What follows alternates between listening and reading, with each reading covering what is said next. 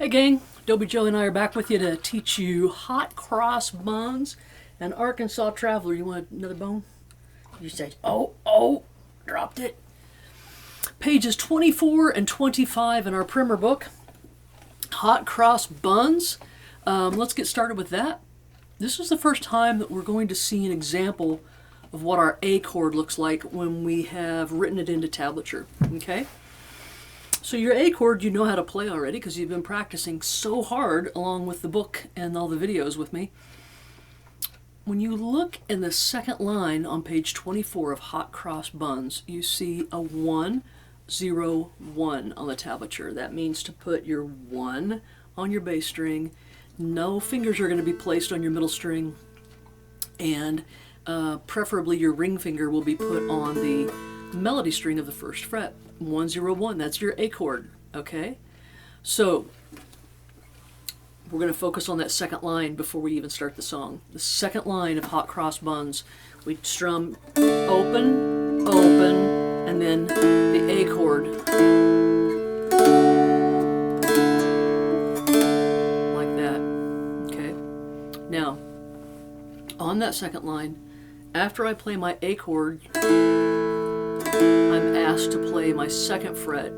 For me personally, I'm going to just take my third finger that I've already got on my A chord. I'm going to take it up to the second fret, and then I'm going to take it back down to the first fret, and then open my D up. And the way that you could do that is you could play your A chord, and then you could lift everything up and start with your pointer finger and take it down like that. Okay, 6 half dozen. I want you to try it a number of ways and figure out which feels the most natural to you, and then I want you to be consistent and practice it that way every time, okay? All right, let's try Hot Cross Buns. Again, I think I've got this set at 69. That's probably a little faster than when I want to play this one. All right, that's down there at 50. Let's take it at 50. Page 24, Hot Cross Buns. Trying out what it's like to play tablature when we see a chord actually tabbed numerically into the tablature. Here we go. 1, 2, 3, 4. Rest. Rest.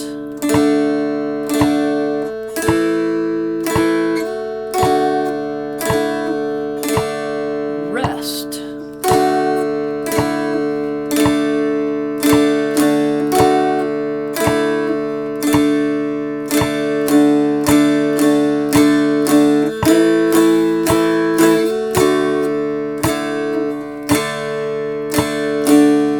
That was something else that was new that I forgot about. The very last line, we've got the option. The very last line, remember, those are suggestions. The ditties are suggestions. You could play that like that, or you can apply it your ditties, your down ups, turn all those quarter notes into 2/8 notes, which would sound like, which is exactly the way I played it for you. All right, let's do Hot Cross Buns again, but this time let's take it up to about 63. Okay, a little tiny bit faster, not noticeably faster, just a smidge. 1, 2, 3, 4.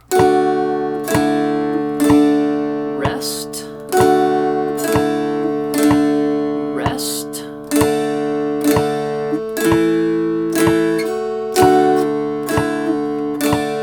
Rest.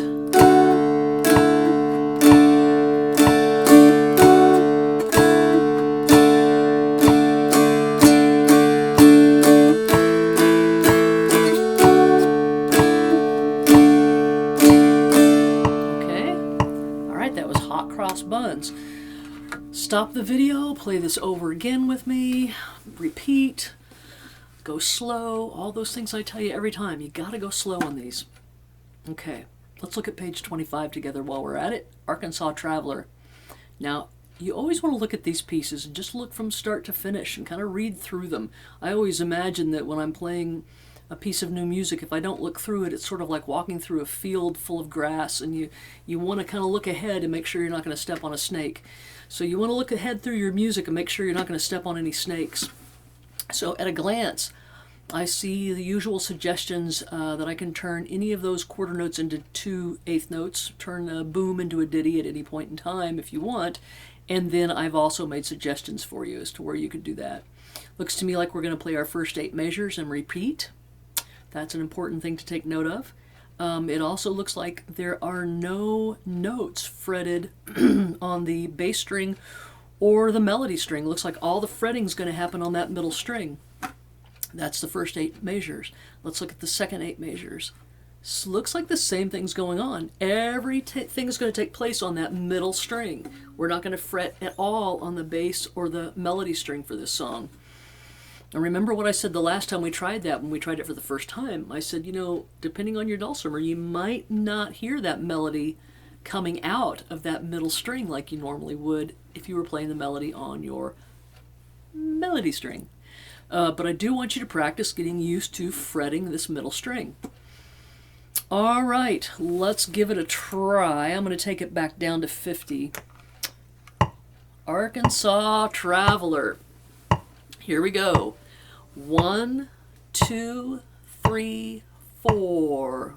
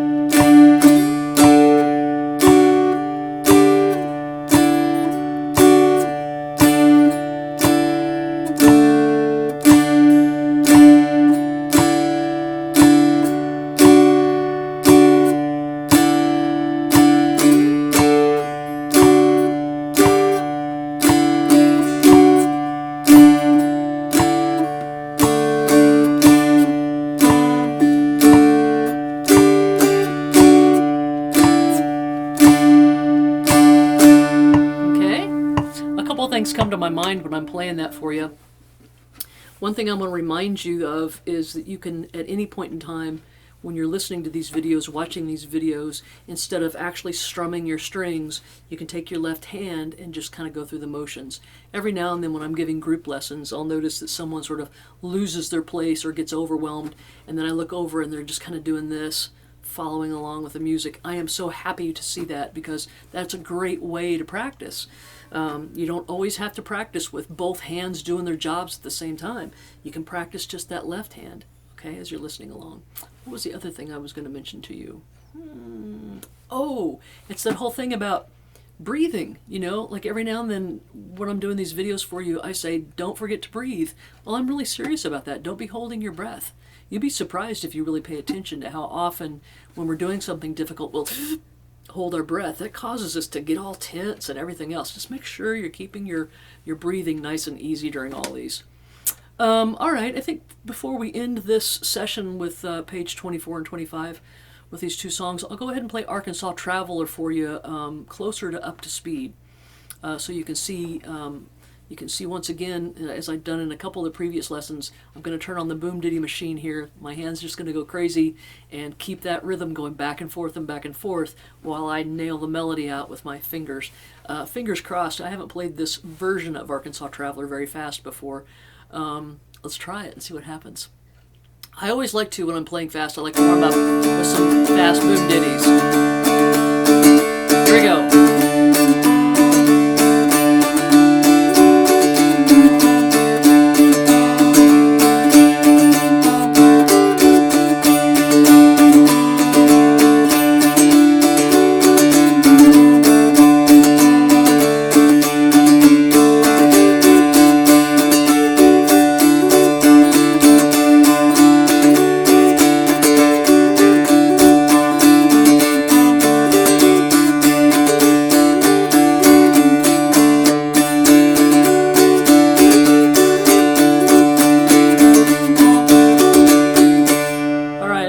Sloppy on my part.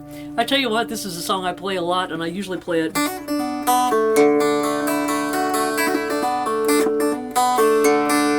like that, which is a way advanced thing that I'll teach you way down the line in another book. But anyway, so when I'm playing this up to what I think is up to speed, which was actually probably a little bit slower than what you'll hear people jamming it at like bluegrass festivals, I realize that I'm having to really pay attention to what I'm doing there, okay?